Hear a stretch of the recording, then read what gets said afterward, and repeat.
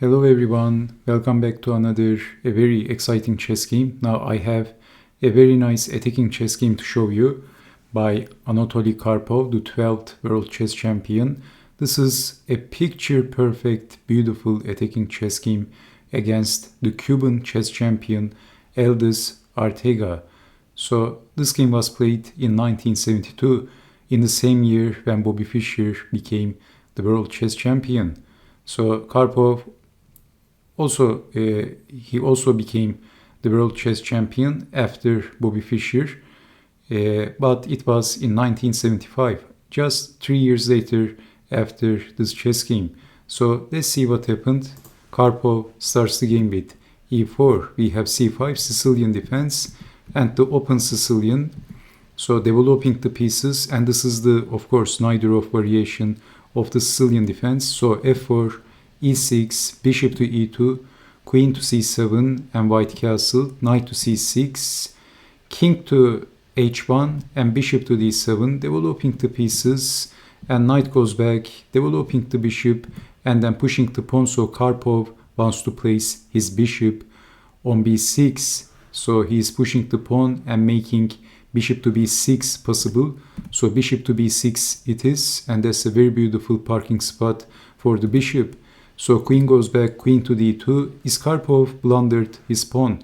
He didn't actually. So if, for example, if knight takes, then knight takes, bishop takes, and this is going to be a discovery attack to the knight on b4. So we have d5.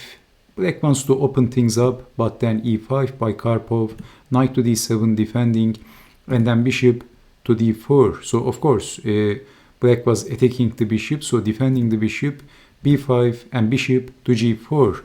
So Karpov basically wants to push the pawn at the correct time, and he wants to blast open the f-file, and then he is going to attack his opponent relentlessly. A very simple plan and also a very logical plan. So g6, this is why black pushed the pawn. He has more control on f5, but it weakened the dark squares a little bit. So Karpov played rook from a to e1, so he wants to support his e-pawn. If he pushes the pawn, as you can see, he's protecting his e-pawn for 2 times. And look at this, Karpov pushed the pawn. Is this a pawn sacrifice? So he's basically threatening, I believe, f takes on e6, which is a serious threat actually, or even pushing the pawn is going to be very good for white. White is going to squeeze his opponent potentially, and he can also push the h-pawn, try to open things up.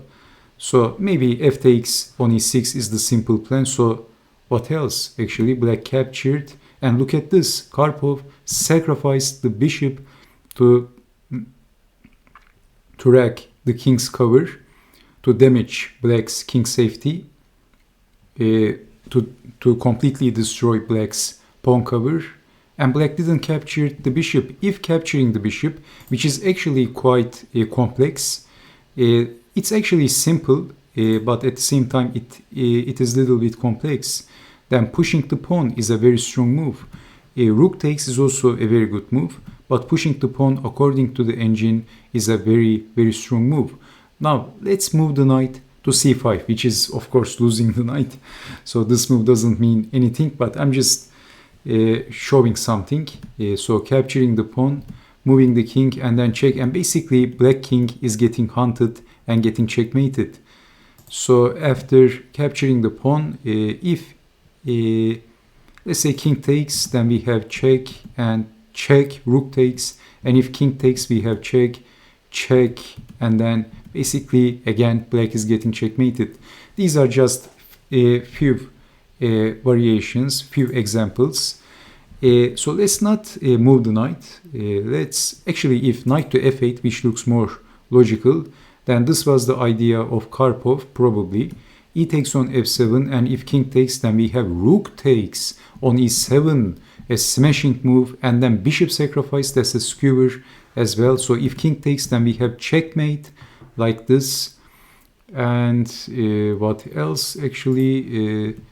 Pawn takes, king takes. I mean, this was a different variation. Sorry, it's very complex actually. After pushing the pawn, let's say, okay, if capturing the pawn, then rook takes, and you can see that again black is in big trouble. Queen can get in, also attacking the bishop. You can't vacate on e7 with going back with the bishop, because you can see that queen check is going to be deadly. It is going to be very dangerous for black. So you can see that this is a very difficult position for black, and nothing works for black actually after bishop takes. If capturing the bishop, pushing the pawn is a very strong move, and computer engine says that white is actually winning. White has the advantage. So maybe there are a few variations that I missed. So let me try to find them. Takes, pushing the pawn. So okay, I mean knight to c5 looks ridiculous.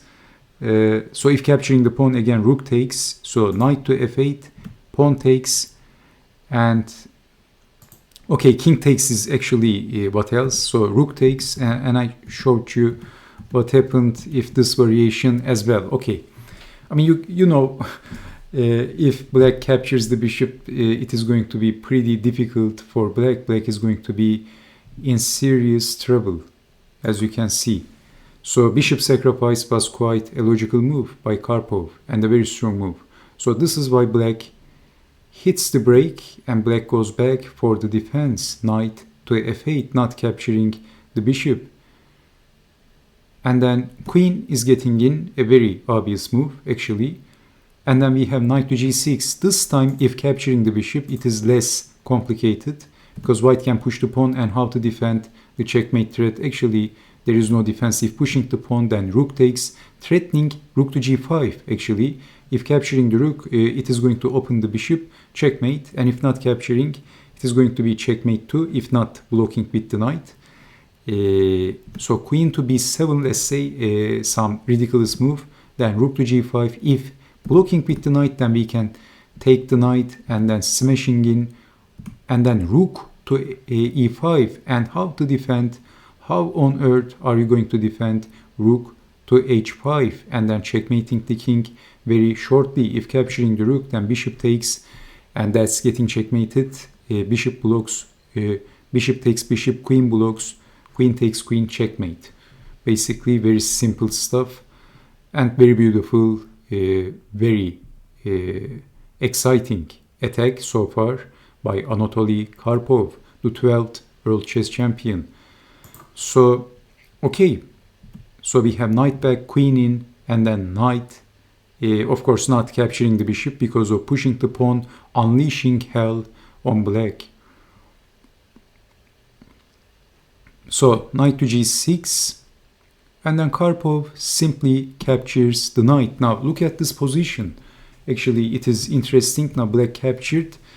It's almost funny, because look at the rooks and look at the queen. They look like they are so irrelevant against this attack. I mean, they are doing nothing. They are in the shower.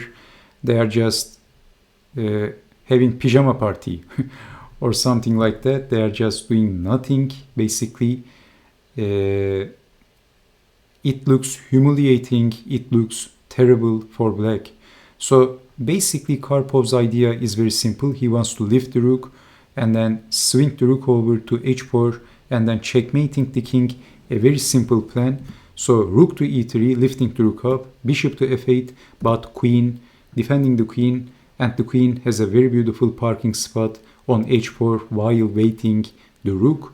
So bishop to g7, rook to h3, and this is looking very dangerous. Now I see bishop to c5, and after bishop to c5, queen to h7 is going to be checkmate immediately.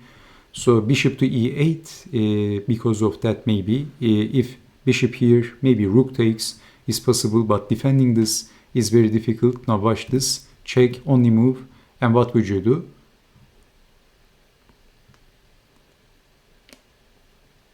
Okay, queen takes on g6, the f-pawn is pinned. So what is the threat? Can you see the threat for white in this position? Actually, it is very simple. Again, Karpov is threatening to play rook to h7, and how on earth are you going to defend that? Where is the bishop going? So black pushed the pawn, and Karpov said, enough of this charade. His rook is getting in for the kill. Rook takes on f6 by Karpov.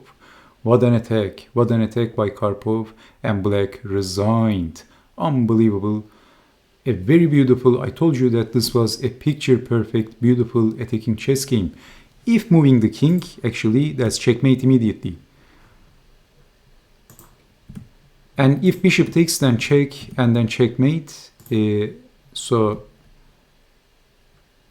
if king to g8, then checkmate. So what else? If king to e7, then obviously queen takes, and king to d8, rook to f8. And can you see the threat? Rook takes bishop, king takes rook, and then rook to h8, checkmate. And actually there is no defense. It's game over. And look at the rooks and the queen trio. They are doing basically nothing. They are stuck in there. And this was an amazing attacking chess game by Anatoly Karpov. This was the final knockout punch in this chess game. I mean, thank you so much for watching. I hope that you have enjoyed watching this, and I hope to see you next time. Just stay safe, take care, and bye-bye.